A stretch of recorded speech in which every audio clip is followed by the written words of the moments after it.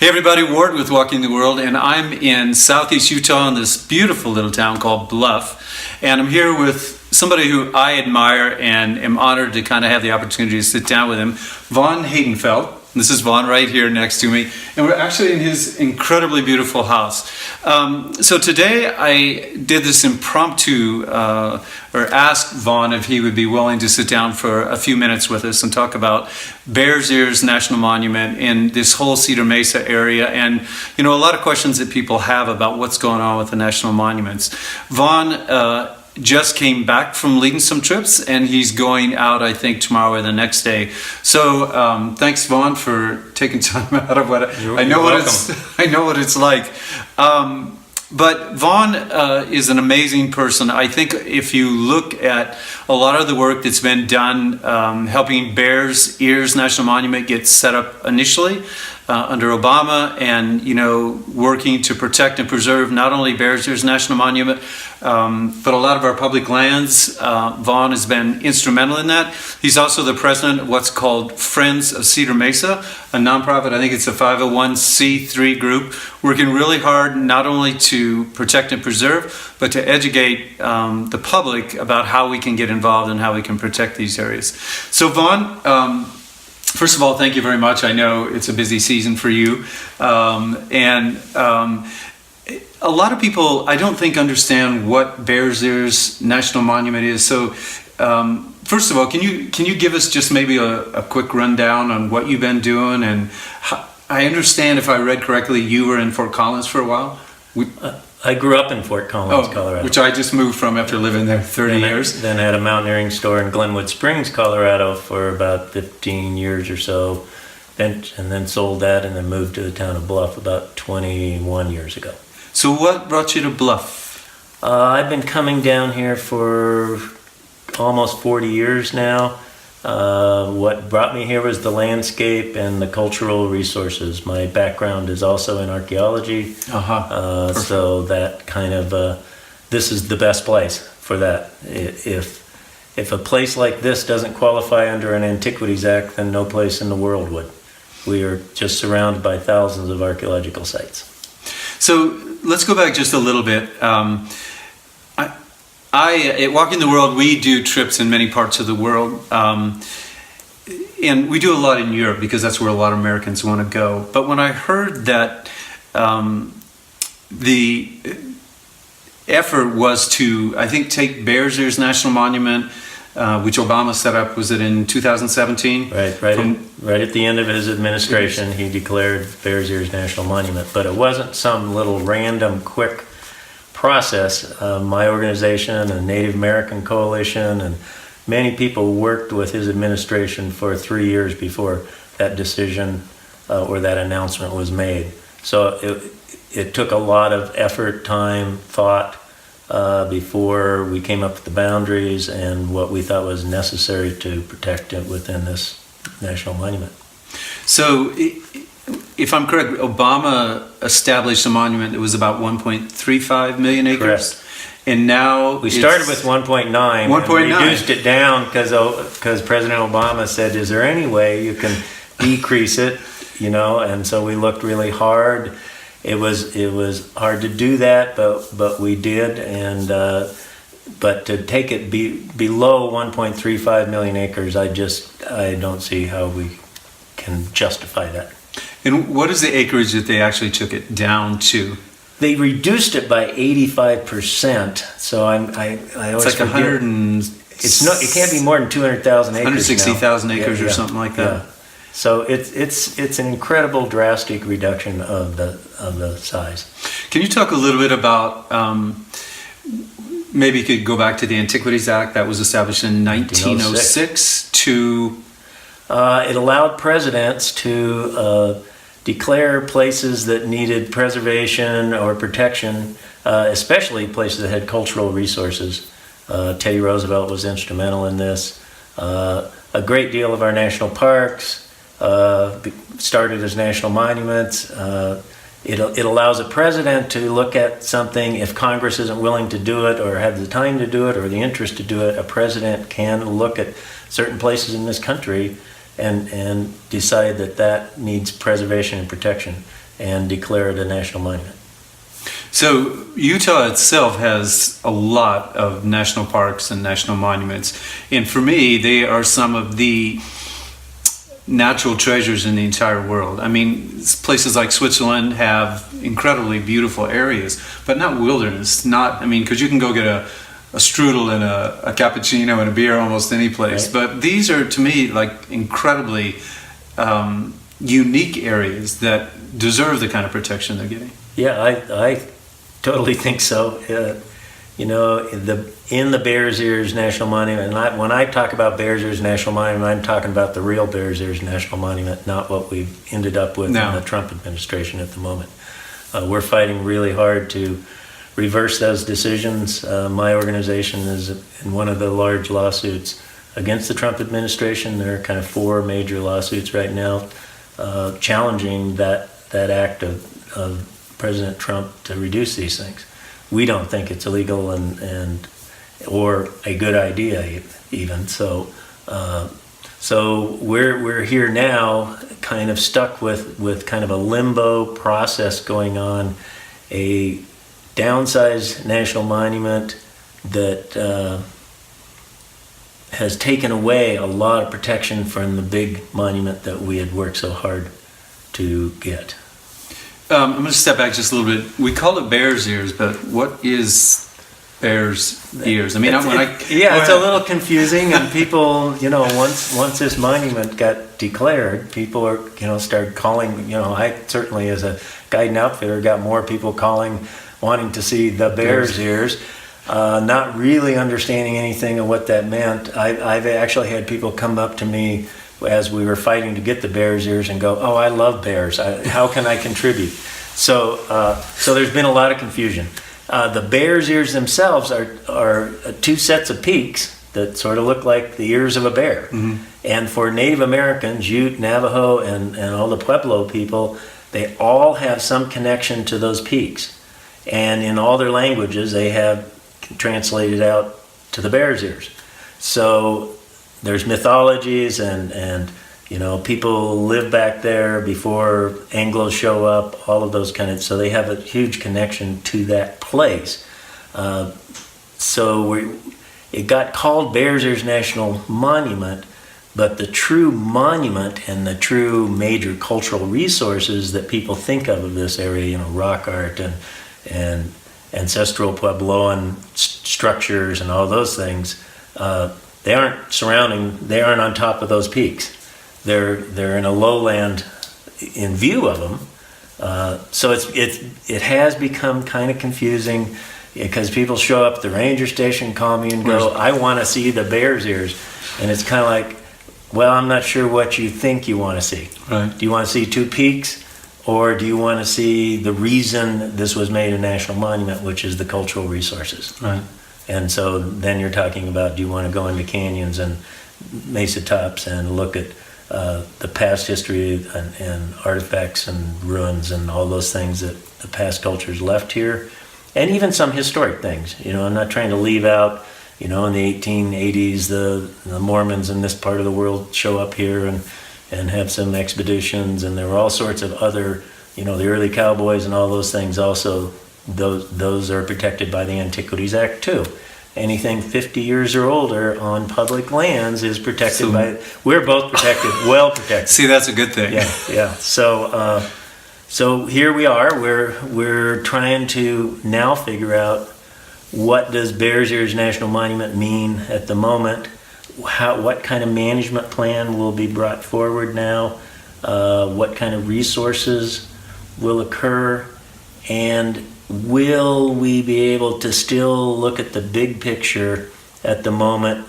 You know, my fear is, and now we're gonna scale down to this really small little area of land and dismiss the places of even more importance and more cultural resources.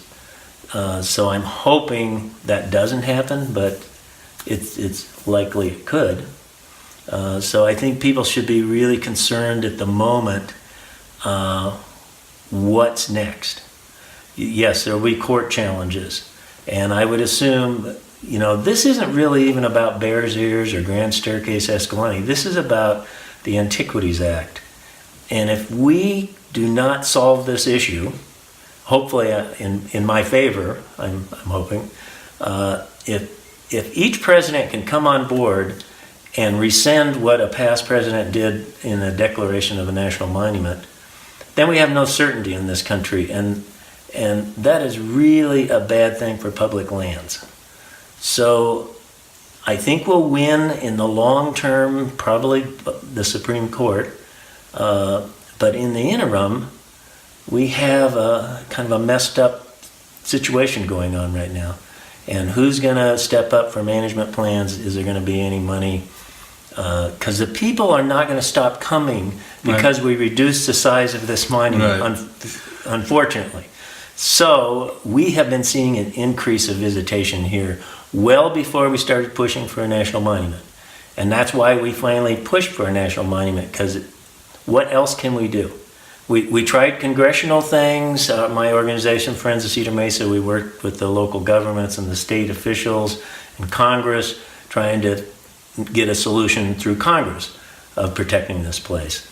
We worked really hard, but right at the end, poison pills started getting put into the bill, and there was no way it became acceptable. That's when we totally went and supported the national monument process.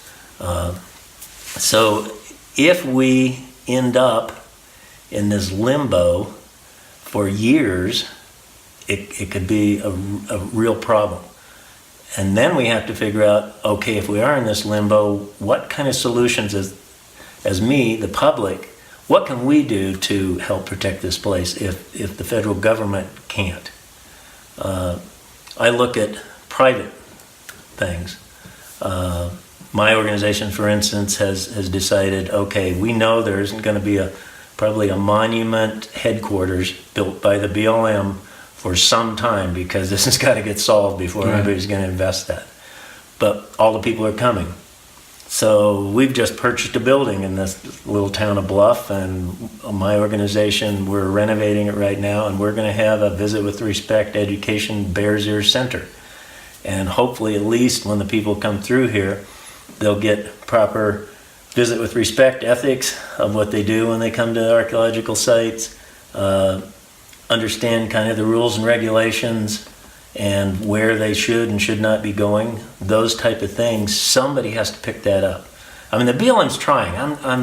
There are really good people in the BLM that my organization works with day after day, but their funding is really minimal. They're not at this moment getting a lot of great support through the upper level of government. And so they're kind of stymied. And so we as citizens need to step up and start contributing.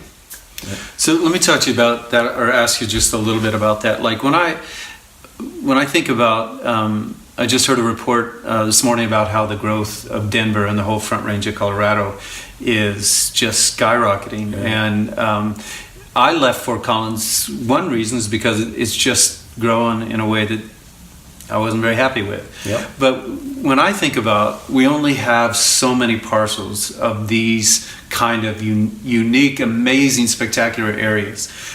At the same time, we don't get more of those, but we get more and more people. We get more and more use as urban areas. We become more urbanized. So I think that's, to me, it's like we've got these areas now. It's a responsibility, but it's a wonderful responsibility to have. Is a lot of places in the world don't even have the opportunity to protect something like this area. So, I mean, I'm one of those who wants the boundaries. When you mentioned 1.9, I know there's a bill that came back in. Somebody introduced it to bring back the 1.9. Right. But what can people, I mean, I think people are frustrated sometimes. I think they give up sometimes. They don't know what to do. But what can we, if I'm sitting out there and I want the boundaries back into the 1.3 or 1.9 million acres, what can I do that's going to make a difference? Well, I know certainly I would totally ask people to support Friends of Cedar Mesa. I think they're doing they've taken the ball and are running with it, and we need groups like that. But as an individual out there, what can I do? It's a tough question. It is a tough question because one of the problems the conflicts here is most of the people in this nation support the national monuments. Yes. So, but that doesn't seem to make any difference.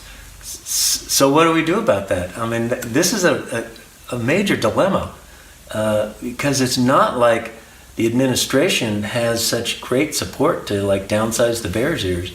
Even the state of Utah is in pretty much support. The whole Native American groups around here support the Bears Ears.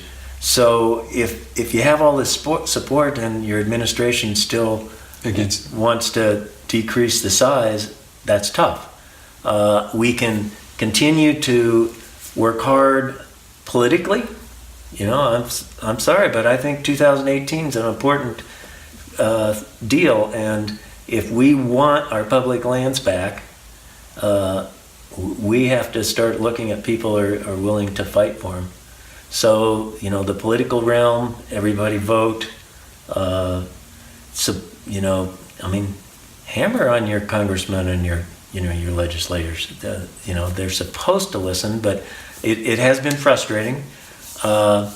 You can speak with your wallet sometimes.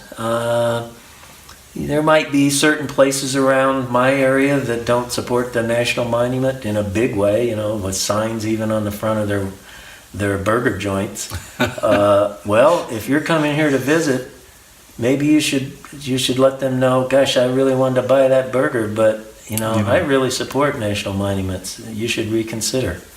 So there's that little aspect of things.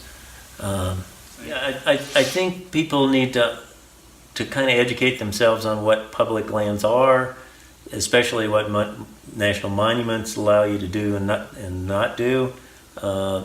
It's really important to understand that, one, public lands are public lands. They're not private lands. They belong to everyone in this nation. So we're surrounded by these federal lands. Yeah, they could be Bureau of Land Management, Forest Service, National Park Systems, but they belong to the entire nation.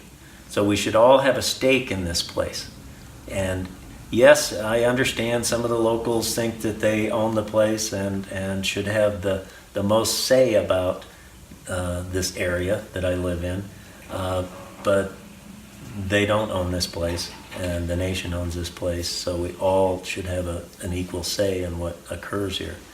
You know, some of the misperceptions are just, like hunters think that they won't be able to hunt or fish in a national monument anymore, or Navajo wood gatherers, you know, firewood collection, cattlemen, grazing, all of those things that some people around here say got taken away from them, or their rights taken away when it became a national monument.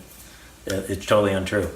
All you have to do is read the proclamation that Sally Jewell wrote for this national monument. And Sally Jewell was she was one of the main writers. Had to ask her about that. But she was the Secretary of the Interior. She is the Secretary of the Interior. Under Obama. Yes, and she came out here seriously and did hike the landscape, spent days here, held a hearing in the little town of Bluff in the middle of July with 1,500 people coming to our little town of Bluff for a day. Where were they in Bluff? We have a community center. We were secretly forewarned that this meeting would occur by the administration. Okay. So my organization, Wilderness Society, some people, we had done all the pre-planning. So we had the circus tents and the porta potties and the sound systems and all those things. So it came off perfectly. So 1,500 people on both sides got to sit up or stand up and well, they couldn't all talk. It was a lottery system, but people got to voice their opinions. So this was not a process of Obama sitting in a dark closet, making these decisions. There was a lot of public input into whether we should have this national monument and what the boundaries should be and all of those things. So I was incredibly pleased when we got this monument and felt we had done our homework really well and the administration had listened, but it also challenged us a lot and said, well, why is that? Why do you have to have that boundary there? And my organization put together a 300-page document of archaeological sites within those boundaries to show this is why those boundaries should exist like this. Now we've lost something like we figure 74% of the archaeological sites have been taken out of the monument now. I'm going to throw this in there just for people who maybe recognize Sally Jewell's name. She was also, prior to being the Secretary of Interior, the CEO of REI, Recreational Equipment Co-op. So Yes, it's and very also an oil interesting. engineer. An oil engineer. Yeah. She also has fracked her own well, one way or the other. But speaking about fracking and extractive uses versus recreation, I just want to throw this in real quickly. Way back in 1985-86, when I worked on a commission, they had 85 of the top researchers in the U.S. look at the economics of recreation versus extractive resources. And in every single case, the areas or communities that maintained their quality of life, meaning their outdoor areas, their clean water, clean air, did better than areas that didn't take care of their quality of life. So I was in Torrey, Utah, not too long ago, and all this construction going on outside of Capitol Reef, and I asked them, what's going on? Because the money, hundreds of millions of dollars, if I'm correct, that the state of Utah is spending on the big 5 national parks, Arches, Zion, Bryce, Capitol Reef, and the fifth Arches. No. There's 5 big ones. There's 5 big ones. That visitation is up 40% a year, every year for the last 3 years, which is phenomenal. So when people think that this is only about that they're going to lose money, more people are going to come here for recreation and eating at restaurants and hotels and guide services and everything else. And that is an ongoing thing because the resource stays at a high quality. So I'm sorry, go ahead. I just wanted to, people sometimes think that there's a loss of income or economics, but it's almost exactly the opposite. Sometimes to the detriment of because there's so many people that want to come to these beautiful areas. Yeah. I mean, certainly, if speaking of what you don't get to do in a national monument anymore is oil and gas and extraction. I find it kind of difficult to. The Bears Ears National Monument, even the federal government has done studies and have determined that it's not like the most rich place for oil and gas. Right. There certainly is probably some there like there is most everywhere, but we're not really losing out big time by eliminating oil and gas. Our organization, another thing has been uranium. Uranium was a big thing in the past. I don't know if it'll ever be much of a big thing in the future, but we do have uranium resources and uranium mines that have existed a long time. We intentionally, when we did our boundaries for the monument, did not include those uranium mines in the boundaries. So it's not like we took away every potential of extraction in the area. So it's a very thoughtful process. It seemed like not only the Obama administration went through, but you and your group and everybody involved in it. When you thought about it, you took into account some of the economic challenges. We tried to be somewhat compromising, which it doesn't seem to work much one way or another Not necessarily. today. I think also people really have to understand the importance of the Native American say in this monument. Yeah, can you talk we about don't that? talk about that enough. I do not believe President Obama would have declared this national monument had it not been for the Native American coalitions who, for the first time ever, asked a president to create a monument. Interesting. And they spent a long process also determining, helping on boundaries and all of those things. So, all the Puebloan groups of people who live south of here today, but their ancestors came from the Bears Ears Monument area, the people who built most of the cliff ruins, those type of things, are Puebloan descent. You have Navajos who have lived here for a long period of time, and Ute Indians. So you have Utes, Navajos, and all the Puebloan groups have combined together in a coalition and asked the president to create this monument. So to kind of go backwards on that too, I think is a kind of a bad concept. We seem to have done that a lot through time. I was hoping that this might be the change. Thank you all for being here. if you have questions or comments and we get this actually up, I hope you'll ask them and we'll try and get back to you. And probably I'll have to talk to Vaughn. Vaughn, thank you so much. Thank you. It's just amazing to be able to It's a talk pleasure. to you. And sometimes when I ask the question, what can we do? We got to have people like you who are out there kind of leading the way and showing us what to do. So thank you again. Thank you. Hopefully we'll see you soon someplace on the trails. Have a great day. Bye.